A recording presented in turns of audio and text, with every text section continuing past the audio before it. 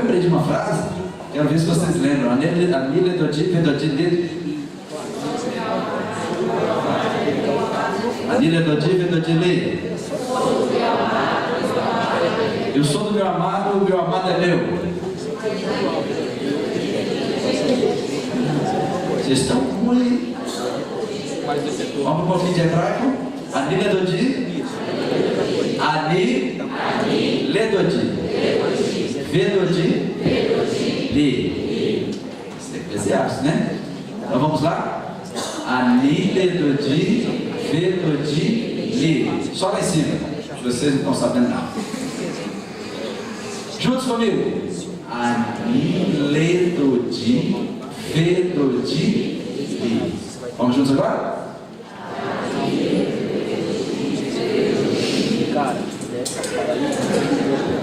É versão multi. Vocês.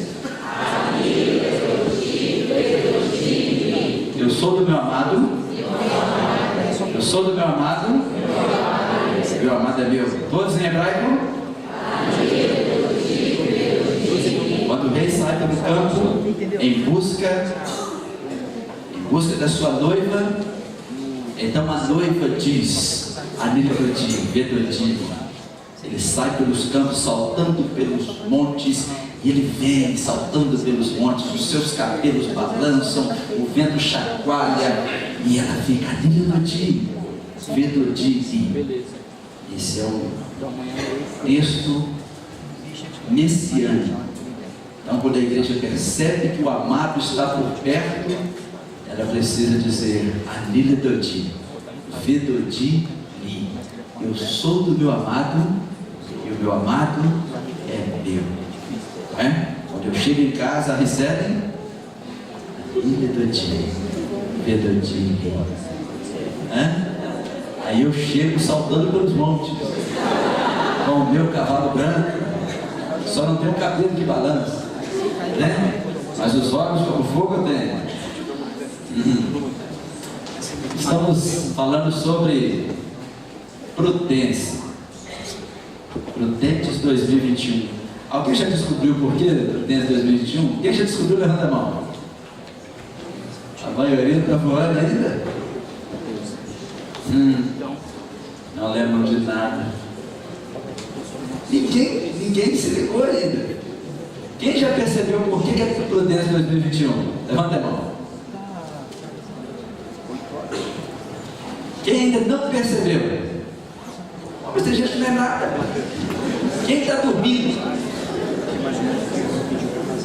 Por favor, me responda. Quem percebeu por que Prudência 2021? Levanta a mão. Ok. Quem ainda não percebeu, levanta a mão. Eu não consigo entender vocês. Vocês não levantam nem que percebeu, nem que não percebeu. Eles estão quase percebendo. Quem percebeu que eu falei alguma coisa? Vou deixar vocês cochilando mais um pouquinho, porque já era para ter sido ligado, né? Eu citei um dos textos hoje, né?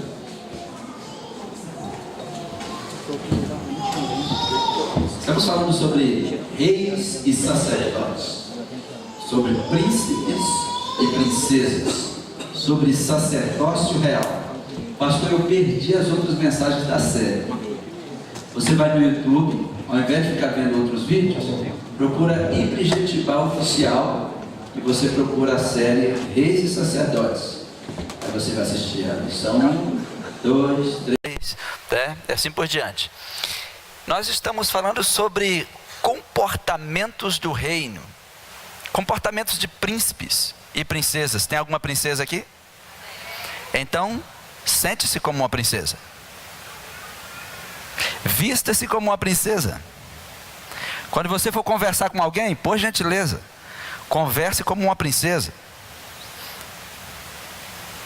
Já viu aquelas meninas que você vai dar bom dia? Bom dia o quê? E diz que é uma princesa. Sabe de nada, inocente. Tem algum príncipe aqui? Tem algum príncipe aqui? Estranho esses príncipes, né? Então, vista-se como um príncipe. Converse como um príncipe, faça negócios como um príncipe. Isso é muito importante. Hoje eu quero entrar em uma palavra sobre a cidadania de um sacerdócio real. Apesar de que muitas pessoas ainda não sabem o que é cidadania. Muitos crentes estão simplesmente passando pela vida. Eles ainda nem descobriram por que nasceram, o que estão fazendo, não é? E tem muita gente aprendendo muito sobre Jesus, e isso não é o suficiente.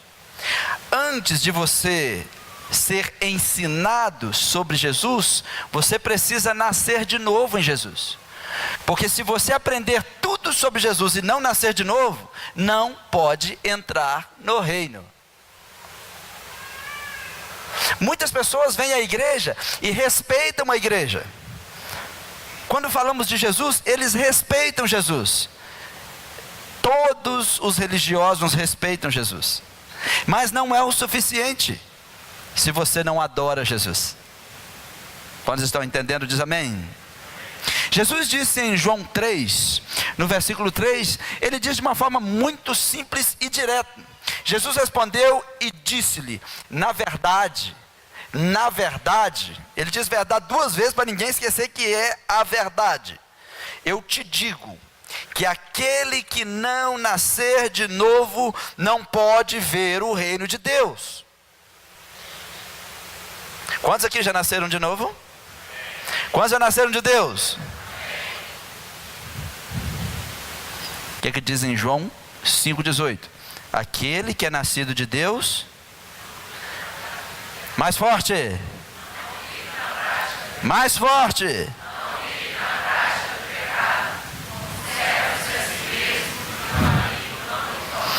para saber quem nasceu de novo, é só ver isso. Está registrado em João que aquele que nasceu de Deus, ele não vive na prática do pecado. Quantas pessoas que dizem que nasceram de Deus e não saem do pecado? O pecado para ele é uma prática comum. Não vive na prática do pecado, conserva-se a si mesmo. Então, uma pessoa que é um sacerdote real, que é um príncipe, uma princesa, primeira coisa, as práticas deles não são pecaminosas. Segunda coisa, ele não vive cuidando da vida dos outros, cuida da sua própria vida. Conserva-se a si mesmo, quer dizer, cuida de si mesmo. Dá um toque em quem está perto de você e diga: um príncipe, se for uma princesa, diga uma princesa, não cuida da vida dos outros, cuida de si mesmo. Então, se cuide.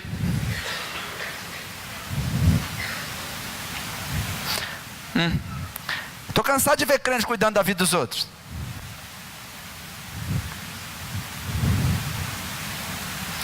Pastor, eu queria falar com o senhor. Não é fofoca.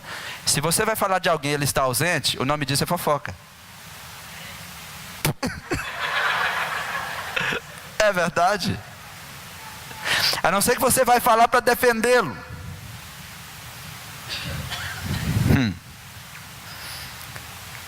A Bíblia não é um arquivo de doutrinas, compêndios, para você ficar estudando.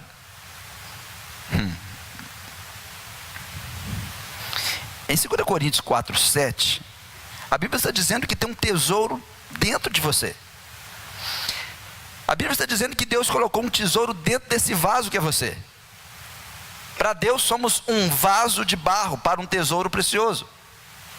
E diz assim: temos esse tesouro em vasos de barro. Qual tesouro?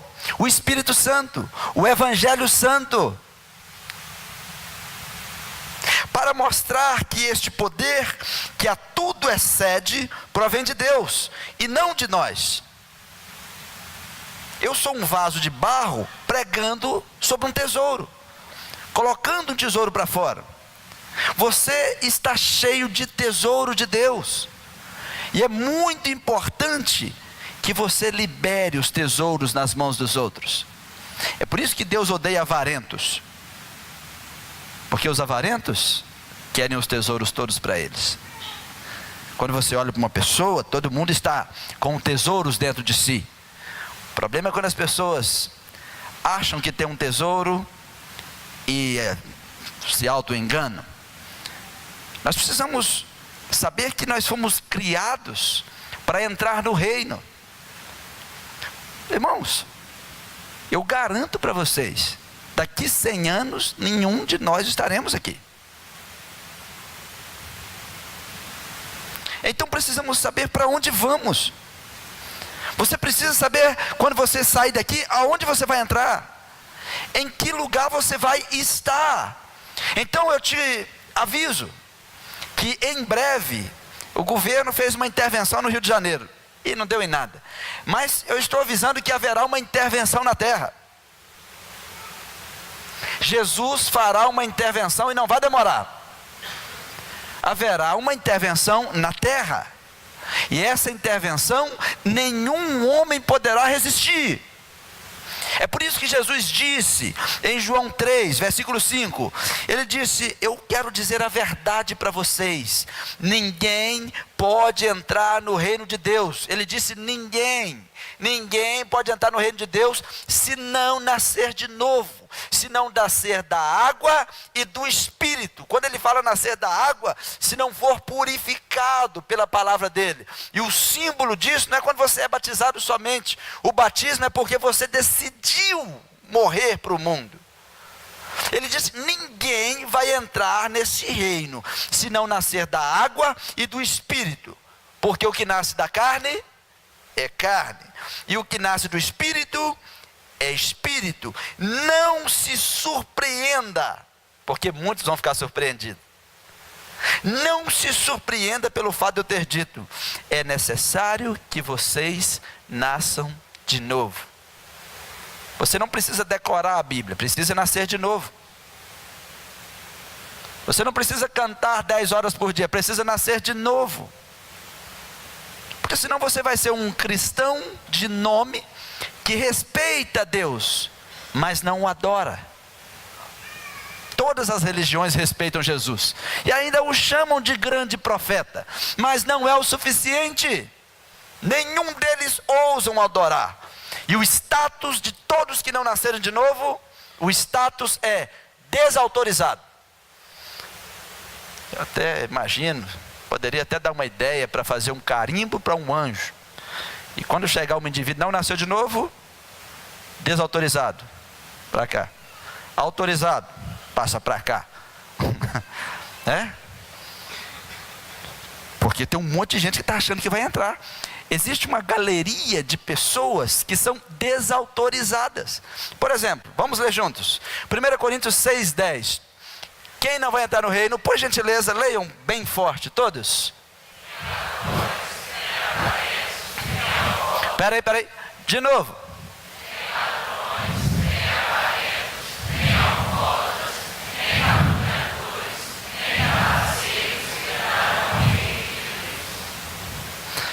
A palavra alcoólatra é beberrão.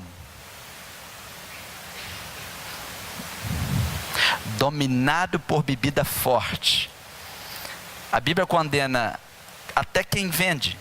Em Naum a Bíblia diz assim: ai de quem dá bebida forte ao seu próximo, a ponto de ver a sua nudez.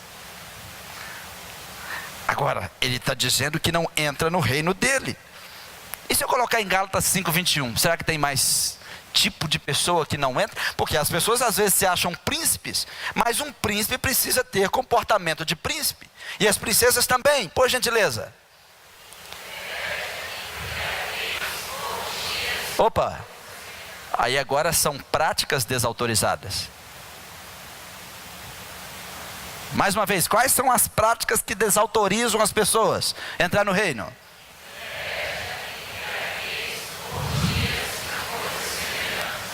Eu os advirto, como antes já adverti, que os que praticam essas coisas não herdarão o reino de Deus. Não é quem já praticou, é quem pratica. Pastor, o que eu tenho que fazer? Aquele que confessa e deixa, alcança a misericórdia. O que eu estou querendo dizer para vocês é que vocês que estão em casa, vocês que estão aqui, sejam prudentes. Porque já a advertência está muito clara. É muito clara a Bíblia. Conhece o crente invejoso? E ainda diz que é um príncipe do Senhor? Não entra lá no reino. Não entra, é mulambo. Crentes que vivem embriagados. Crentes que vivem bebendo um vinhozinho escondido e se embriagando em casa. É um pequeno fogo. É o foguinho, né? Pode deixar ele quietinho que ele está aí, tem um monte disso. Vocês que não viram, tadinho. Tem uns passarinhos que moram aqui. De vez em quando tem canarinho, de vez em quando tem um morcego. Deixa eu ver se o morcego já foi embora. Tinha uma ali semana atrasada, deixa ele. Presta atenção. Orgia. Alguém sabe o que é orgia? Não precisa me falar. Alguém sabe o que é orgia? Isso são coisas que se faz escondido. Os príncipes fazem escondido. Não é de bom tom um príncipe se embriagar. Não é de bom tom um príncipe viver na orgia. São coisas escondidas. Por exemplo, tem gente que tem prazer em dizer assim, eu sou assim. Todo mundo, ninguém quer levar o nome de invejoso. Porque são pecados que escondemos. Mas ninguém pode esconder nada de Deus. Todas as coisas estão nuas e patentes aos olhos de Deus. Quando Deus olha para nós aqui, Ele está vendo tudo. Pode tentar correr para onde você quiser. E é uma advertência. Está desautorizado a ser rei e sacerdote, se não mudar. Em 1 Coríntios 6, 9, eu quero recordar sobre os desautorizados. Todos, por gentileza. Vocês não sabem?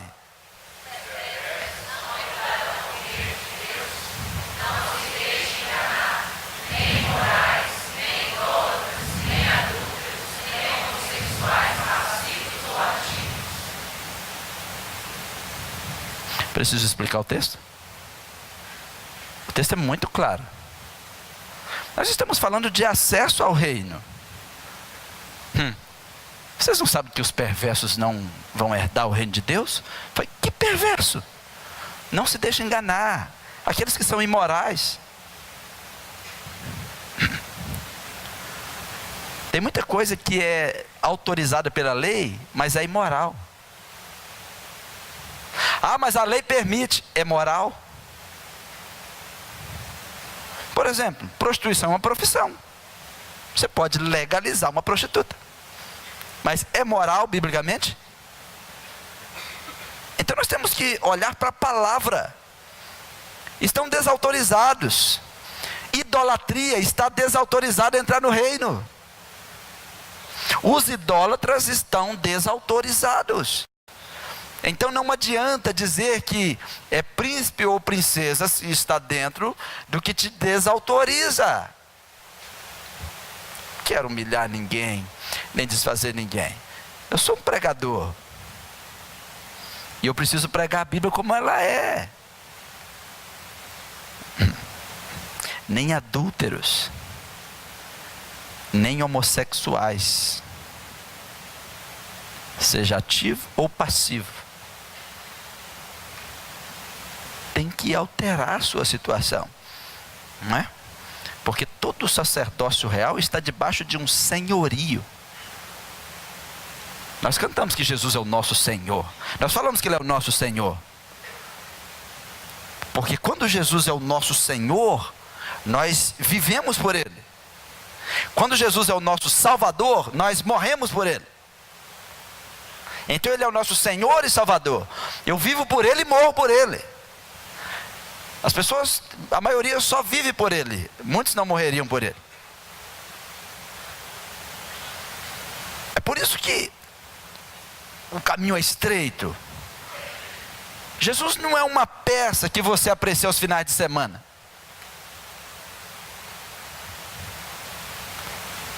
Para a gente não esquecer, diga comigo, Jesus não é uma peça que eu aprecio aos finais de semana. Porque tem muitas pessoas só lembram que existe Jesus de vez em quando no final de semana. Jesus é Senhor e Salvador. Se Ele é seu Senhor, é Adonai. Você vive por Ele. Se Ele é seu Salvador, você morre por Ele. Essa palavra sobre reis e sacerdotes é uma palavra que pode mudar a sua história, mudar a sua vida. Só que as pessoas estão acreditando mais no sistema do mundo do que no sistema de Deus.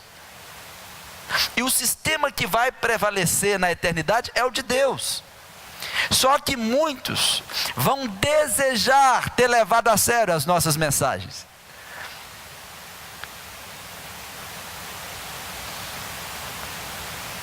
O problema é quando for muito tarde. Mas ainda é cedo. É um tempo oportuno. Todos estão buscando um novo mundo.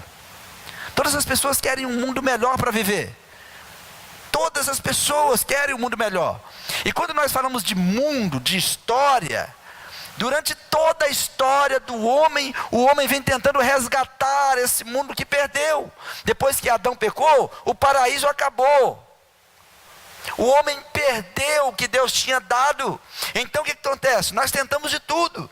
Durante a história da humanidade já tentamos a política, já tentamos a religião, tentamos de tudo para tentar consertar as coisas. A ditadura não deu certo. Socialismo nunca dá certo.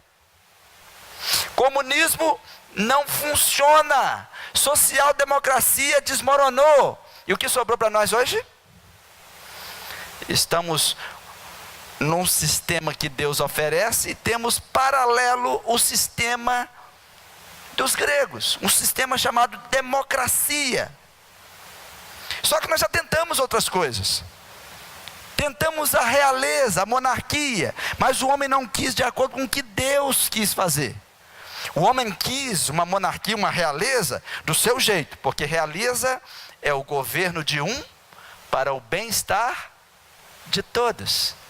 Só que essa realeza, quando o homem chega no poder e ele não tem regra, não tem limite, ele começa a ver, imagina, começa a ver muito dinheiro. Ele começa a ver muitas coisas, muitas oportunidades. Uma ponte que vale 100 mil pode sair por 2 milhões e a gente embolsar 1 milhão, é assim que funciona. Então essa realeza se transformou em tirania. Porque a tirania é o governo de um só, mas em benefício próprio.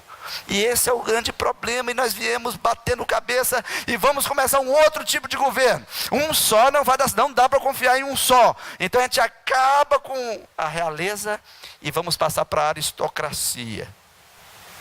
É o governo de alguns, os mais nobres, os mais privilegiados, em benefício de todos.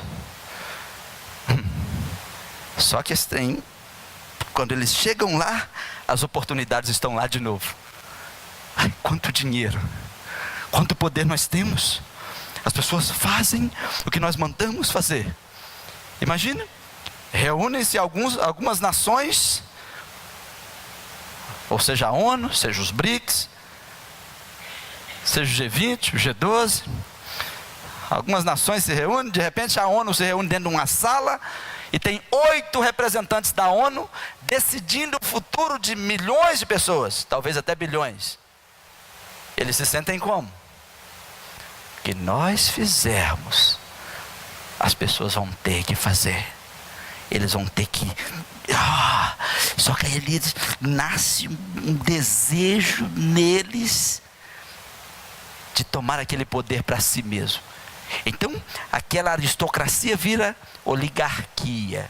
Eles deixam de governar pelo povo e começam a governar para si mesmo. E de repente surge o sistema que conhecemos hoje. Nem esse não deu certo.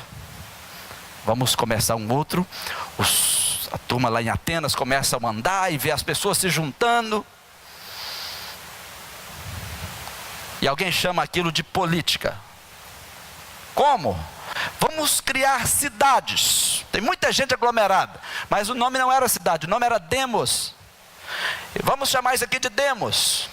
Estamos em Atenas. Vamos chamar isso de Demos. Quem nasce em Demos e quem mora em Demos participa das decisões. Então aqui é o povo pelo povo.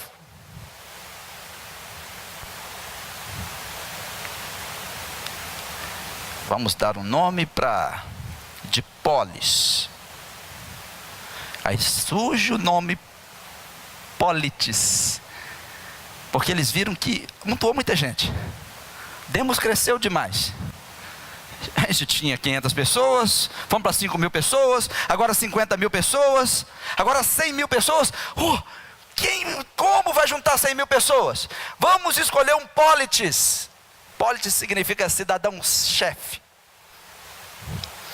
Vamos ajuntar o povo e vamos escolher um cidadão que vai ser o cidadão-chefe. Ele nos ouve e faz o que a gente manda. Porque tentamos colocar o mais forte, sempre tinha um mais forte.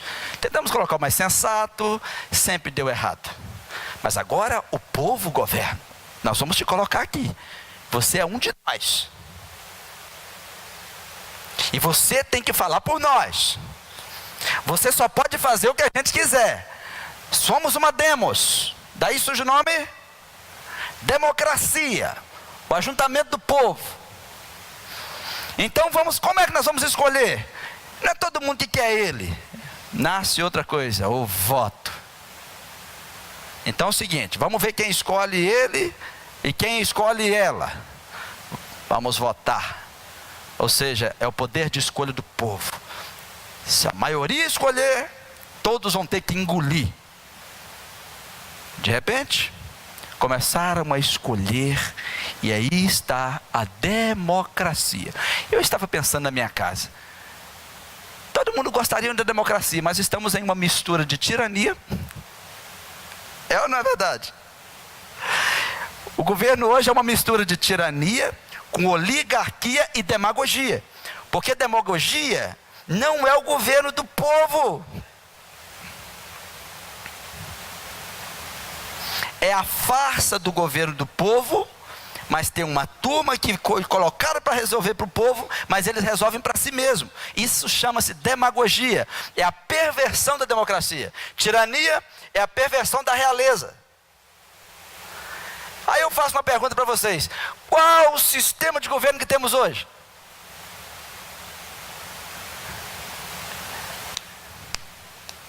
Todo mundo acha que é uma democracia. Vocês acham que é uma democracia? Não existe. Como ninguém está nem aí para isso mesmo, eles fazem, juntam 10 partidos, 11 que seja, vamos juntar, vamos criar um centrão, vamos fazer algumas coisas aqui, e o povo não é uma tirania, é uma oligarquia, governo de alguns em proveito próprio. Nós não temos democracia no Brasil. Aproveitem e estudem um pouquinho sobre ciência política. É só fachada. Quando o PT vem e diz que é democracia, o PT é socialismo. Não deu certo em lugar nenhum no mundo. Só que as pessoas não querem pensar muito sobre essas coisas. Nós queremos um governo. Nós temos muita fé que o governo é a solução. Nós queremos tanto que o governo é a solução, só que a maioria de nós falamos o quê? Eu odeio política. Quantos aqui já disseram isso uma vez? Só que não tem como você odiar política, porque todas as vezes que temos uma demos, ou todas as vezes que temos um ajuntamento de pessoas, precisamos de política. Isso é política. Quando existe uma cidade, a política não é o que alguém está lá fazendo. Política é o ajuntamento da cidade. Isso é política.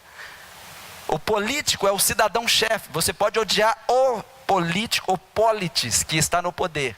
Mas político, por exemplo, quando a igreja reúne para fazer uma assembleia, o que vocês acham que é isso? Política. Porque a política é o ajuntamento do povo. É quando o povo se ajunta para decidir algo. Quando eles têm necessidade de organizar algo. Então, quando os humanos se aproximam, é inevitável que a política nasça. Porque tem necessidade de dizer como vamos andar, como nós vamos sentar, como que nós vamos deitar, como nós vamos fazer, como nós vamos... Então as pessoas começam a decidir. Todas as vezes que precisa de alguém para decidir, chamamos isso de política. Nunca mais diga que você odeia política. Isso não é sábio. Você pode odiar o politis, o cidadão-chefe.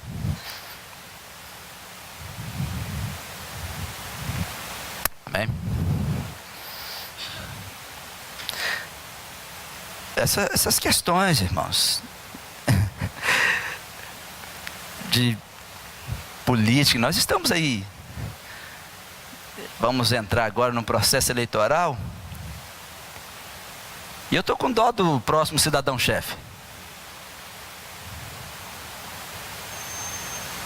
Porque, como que funciona? Nós temos uma nação de problemáticos. Então reúne aqueles milhões de problemáticos e vão na urna e escolhe um dos problemáticos e põe ele lá em cima, sobe.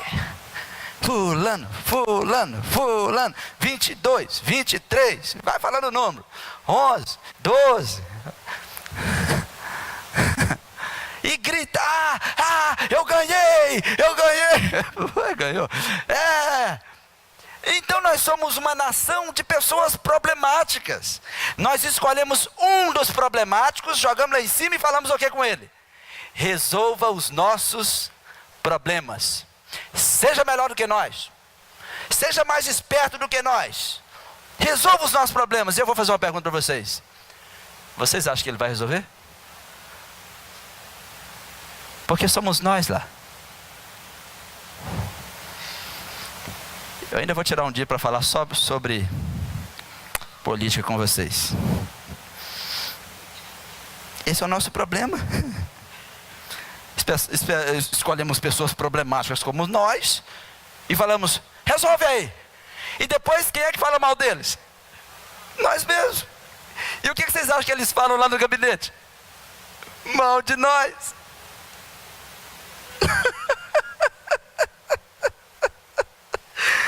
O próximo cidadão-chefe está em apuros. Coitado dele. E porque nós já estamos vendo o alvoroço das pessoas. Eu sou fulano de já, vai colocando no carro. Sou fulano de tal. Eu sou fulano de cal. E se você chega e pergunta para as pessoas, me fala de política. Não, fulano vai resolver o problema. Você escolhe as pessoas. Por exemplo, quando você escolhe um amigo, é porque essa pessoa tem algo que você tem, ou ela tem algo que você precisa. É assim que se escolhe um amigo.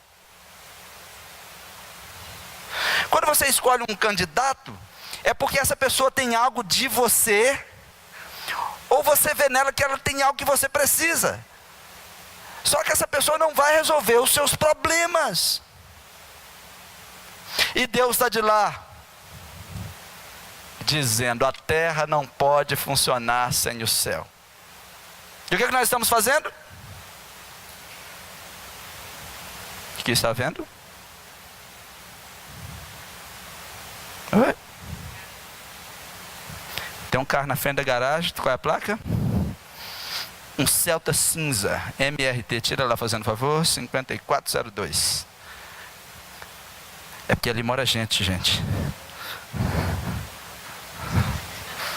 Ali mora gente, pessoal.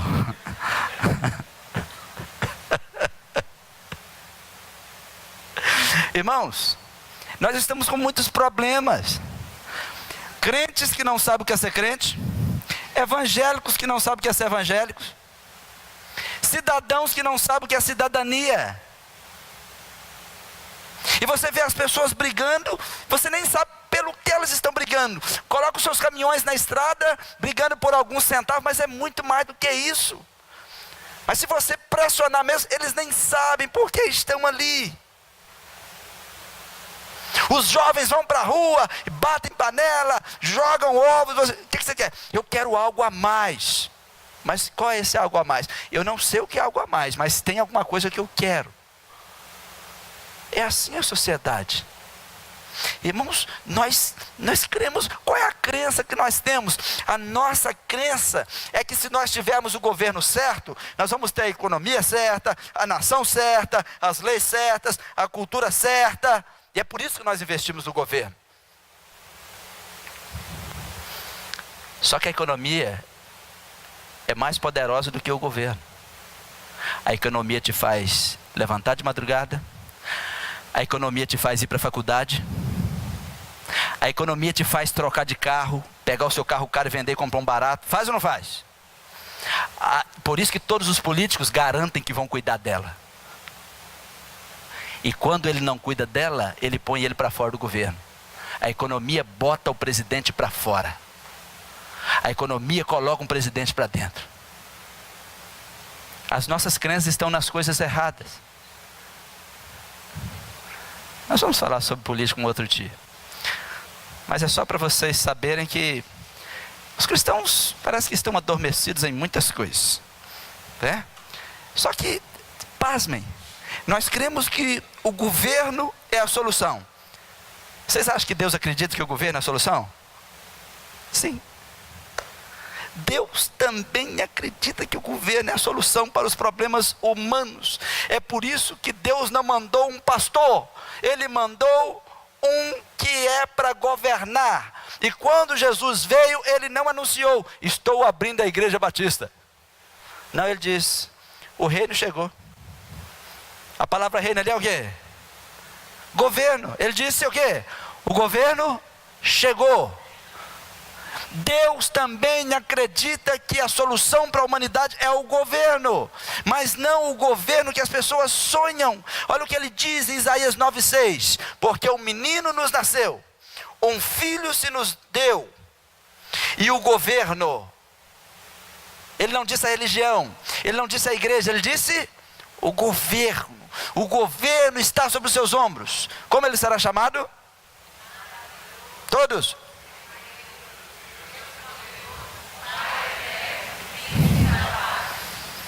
Deus mandou um governo.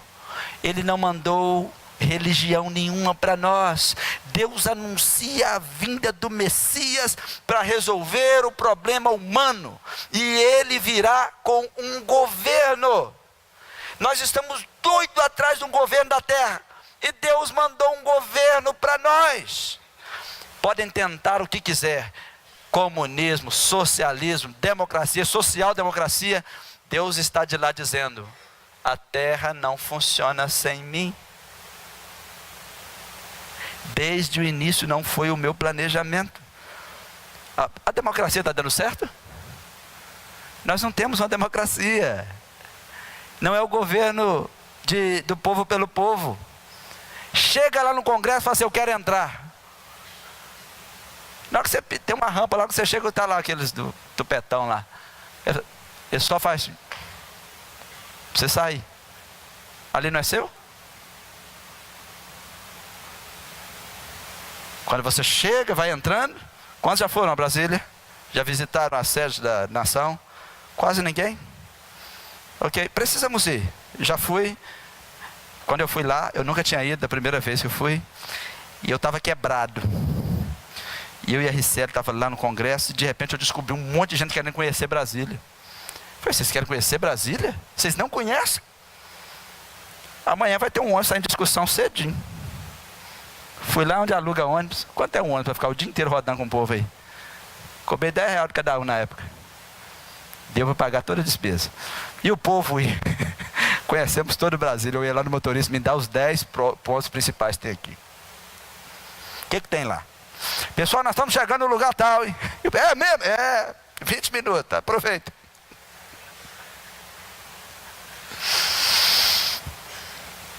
Irmãos, na mente de Deus, a solução para nós é governo também. É por isso que Ele fez uma nação de reis e sacerdotes.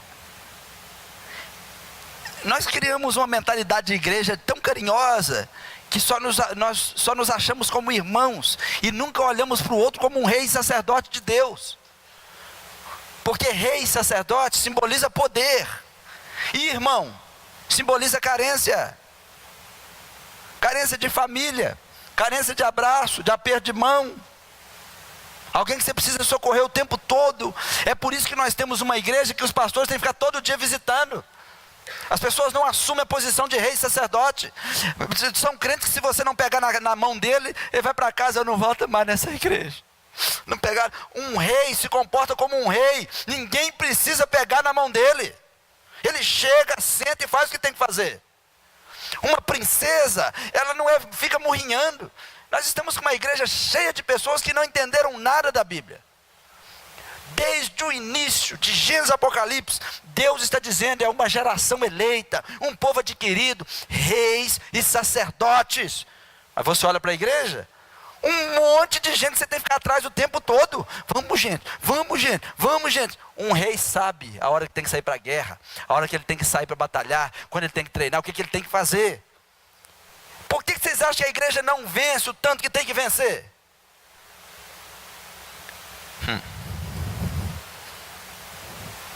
O nosso governador, o nosso rei, ele será chamado, Isaías 9,6, maravilhoso conselheiro, Deus poderoso, Pai eterno, príncipe da paz. Como que vai ser esse governo? Isaías 9,7 ele diz, esse governo vai ser o seguinte, do aumento desse domínio e paz não haverá fim. O que ele está dizendo? Esse reino vai crescer e tomar toda a terra. Só que nós precisamos de pessoas que entendam esse reino. Nós nos prendemos em algumas placas. Essa placa é minha. Eu sou assembleiano e não gosto de você. Essa placa aqui é minha. Eu sou batista e não gosto de você. Você é presbiteriano. Essa placa do presbiteriano é minha. Não é assim que funciona na Bíblia. Quando Deus olha para a terra, ele vê uma igreja. Só que uma igreja que não entendeu que deveria ser uma igreja de sacerdócio real. Sacerdócio real. Todo crente deveria ser um cristão de alto nível.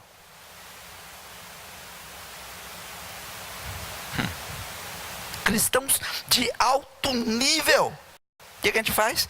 Irmão, nós crescemos vendo a igreja de outro nível. Vai construir uma igreja ali. Você vai lá na sua casa, pega aquele saco de cerâmica velha. Pastor, vim dar uma oferta para a igreja. Aqui, o resto de cerâmica está lá em casa, ainda joga. É quebrar, é bom que vocês picotam, que rende mais. Ah, tem uma torneira velha também que não está servindo para mim, dá para vocês. Isso é coisa de rei? E sacerdote? Alto nível.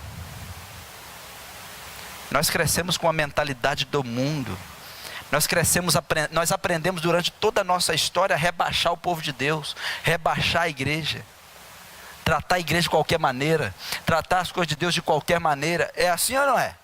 Não é assim que nós aprendemos? Ensinaram as coisas erradas. Um reino que o aumento do seu domínio e paz não tem fim. Ele aumenta todo dia, cresce todo dia. Esse governo toma toda a terra.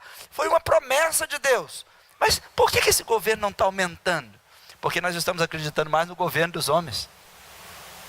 Tem gente, irmãos, que pode pagar um táxi, uma passagem para ir lá, fica a madrugada toda esperando um ônibus, sofrendo, porque aprendeu assim, aprendeu a se sujeitar muito às coisas do mundo. É complicado isso. A igreja será submissa o que Deus fez para fazer, o negócio ficava melhor. Quando Jesus começou a pregar, a primeira mensagem dele foi sobre governo. Ele disse assim em Mateus 4,17. Então Jesus começou a pregar e a dizer, ele disse, arrependei-vos, porque é chegado o governo de Deus. Chegou o governo dos céus. E ele colocou o governo dele como prioridade. Mateus 6,33. Diz o quê? Portanto,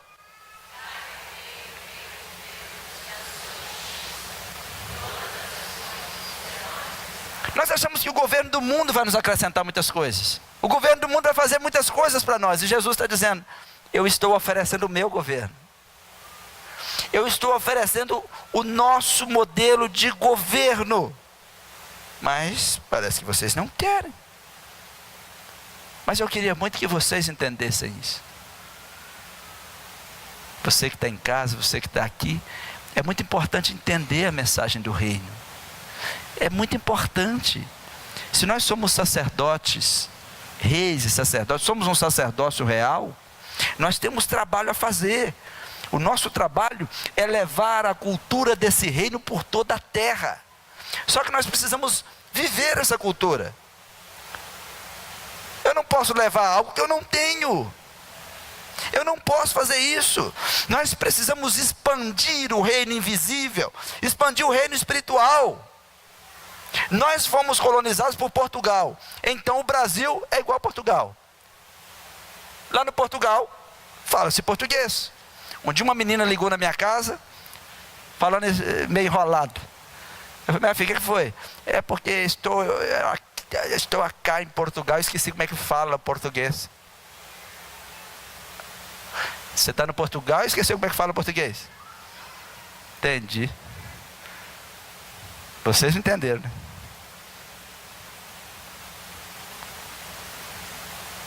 Só que em Portugal fala português também. O Brasil é como Portugal. A Espanha colonizou o México. O México é como Portugal, é como a Espanha. Se nós formos no Portugal, lá come bacalhau, a gente come bacalhau. Lá come arroz, a gente come arroz. Nós somos iguais a eles. Então quer dizer que se a igreja está na terra e nós somos do céu, a terra deveria ser como o céu. Ou não? A igreja precisa ser como o céu. Se nós estamos como igreja em Santa Maria deveria olhar para a igreja e ver que a igreja é como o céu. Mas nós estamos com um problema. Nós queremos ser membros da igreja. Membro é coisa de corpo e de família. Quando falamos de reino, o reino não tem membro. Um reino tem o quê? Cidadão. Um reino tem o quê? Reino não tem membro. Qual é o problema da igreja? Somos membros das igrejas que não são cidadãos do céu. Eu conheço muitas pessoas. Eu tenho pessoas nessa igreja que são membros da igreja e ainda não se credenciaram para ser cidadãos do reino de Deus. E é um grande problema, porque em Filipenses 3:20 a Bíblia diz assim: a nossa cidadania, ele não diz que estará, a nossa cidadania está nos céus, de onde também esperamos o Salvador, o Senhor Jesus Cristo. Jesus não mandou buscar a membresia. Tem muitos pastores que querem ter muitos membros. Mas o que adianta se ser membro dessa igreja e não ser um cidadão do céu? Não está cadastrado para ir para o céu. Não está registrado para ir para o céu. É por isso que ele nos mandou buscar a nossa cidadania primeiro. Ele diz aqui em Mateus 6,33: buscai o reino de Deus. Busque a sua cidadania no reino de Deus. Por quê? A única coisa que te dá poder no reino de Deus é cidadania. Quando os nossos irmãos vão para os Estados Unidos e não conseguem, como dizer, né, o papel, eles estão lá como forasteiros, estrangeiros, não têm direitos, não têm voz, e na maioria das vezes são fugitivos. Mas quando um deles recebe cidadania, recebe poder. Ele pode falar, ele pode votar, ele pode falar assim: esses são os meus direitos. Quantos de vocês oram, mas oram como membros de uma instituição e não sabem que a oração principal é sobre cidadão? Você não pode requerer nada de um país quando você não é legal nele. O que dá poder num reino, numa nação, é a cidadania. Cidadania tem tudo a ver com poder. Quando você entende que se eu receber cidadania, eu recebo poder. Por exemplo, nós somos crias de Portugal. Vai lá em Portugal e faz exigência lá. Você acha que vai conseguir alguma coisa? Você não é cidadão de lá. Vai lá e briga lá. Eu exijo os meus direitos. Você não é cidadão de Portugal. Vaza. Por mais que você ache que nós somos irmãos dos portugueses. É mesmo. Por mais que você ache que você é meu irmão, se você não tiver cidadania no céu, você não tem direitos. Quantos estão entendendo? Você não se torna um cidadão só porque você está nele. Tem gente que acha que porque entrou na igreja ele virou crente. Então quer dizer, quando você entra na garagem, você vira um carro. Quando você entra num curral, vira o vaqueiro. Não era para vocês virem. As pessoas acham que porque entrar na igreja virou cidadão do céu. Só porque você cantou, você virou cidadão do céu? Também não. O que garante poder a uma pessoa é a cidadania. E a cidadania diz o seguinte: você quer ser cidadão dessa nação? Você tem que obedecer às regras desse país. Você tem que se submeter às leis desse país. Você tem que se submeter ao governo desse país. Você tem que andar de acordo com as normas dessa nação. Se você não agir legalmente nesse país, você não pode ser cidadão desse país. Vocês acham que tem muito cidadão do céu nas igrejas? Me ajudem. Sim ou não? Vocês nem querem responder, né? Estão falando de si mesmo? Tem muito cidadão do céu nas igrejas? Irmãos, nós estamos com um problema. Ou eu sou um pregador problemático. Um dos dois. Que as pessoas dizem: eu sou crente. Mentira. Eu amo Jesus. Mentira também.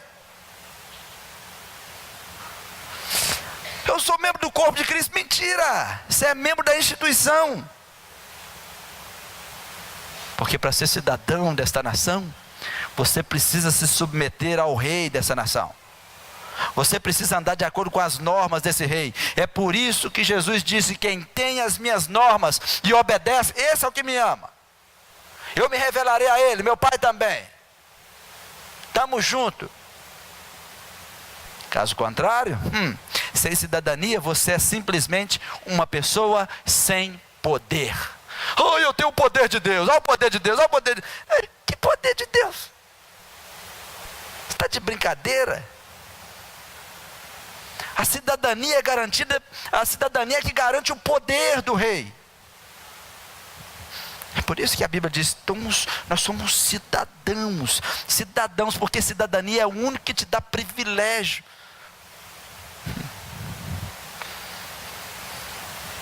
E é isso que Jesus está oferecendo. Você não pode dizer que é rei, sacerdote, se você não é cidadão desse reino.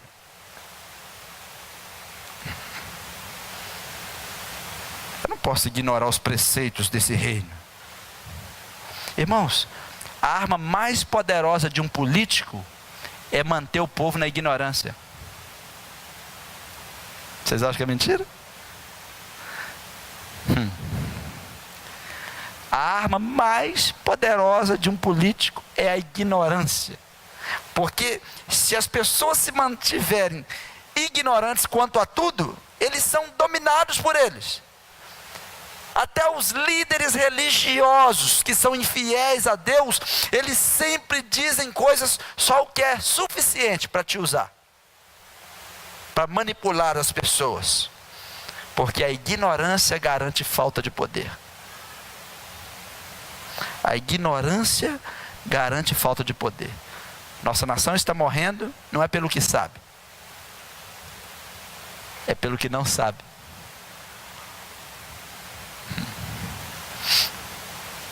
Somente um cidadão pode permanecer aos pés do Senhor.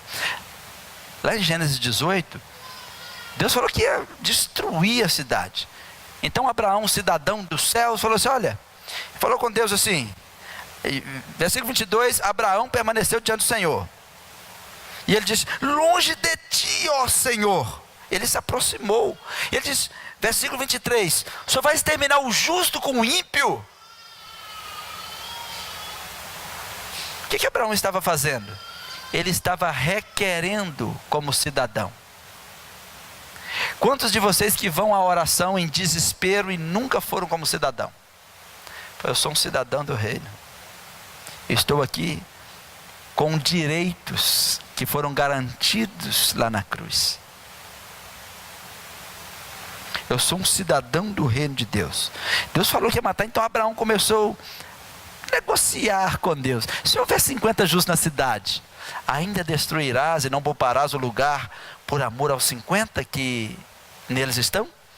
Longe de ti fazer tal coisa, matar o justo com o ímpio, tratando o justo e o ímpio da mesma maneira, longe de ti. Não agirá com justiça o juiz de toda a terra? Irmãos, por que Abraão orou assim? Ele sabia da condição dele, de cidadão. Ele era um cidadão do céu. Ele disse, e se tiver 30? Deus, não, então não destruirei. E se tiver 45? Então também não vou destruir. E se tiver só 40? Se eu achar os 40, eu não vou destruir. Onde é que Abraão queria chegar? Porque tinha alguém dele lá, o sobrinho. E se tiver um justo? Se tiver um lá, um nosso, sabe? Um cidadão.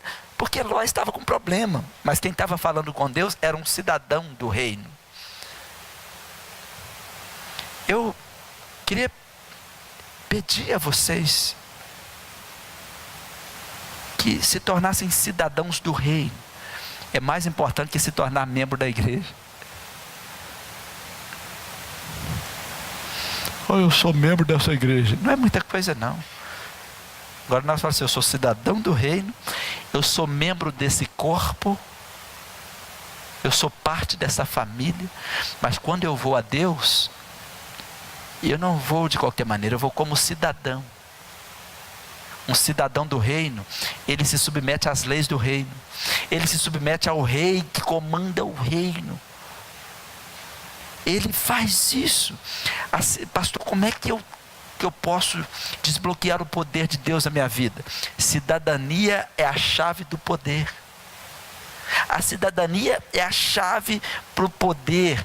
A cidadania, ela libera o cidadão para usufruir legalmente de tudo que está no seu país.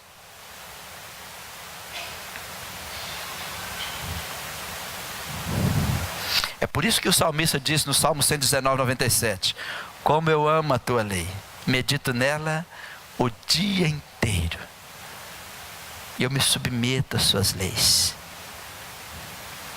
Você não pode ser cidadão de uma igreja, você pode ser membro desse corpo, mas do reino é só para cidadão. Por isso que essa série é importante. Nas nossas próximas conversas eu vou entrar no reino escatológico que vem por aí. Então, não seja estrangeiro. Muitos estão orando e não têm direito de adquirir nada, são estrangeiros. Em Efésios 2,19 a Bíblia diz o quê?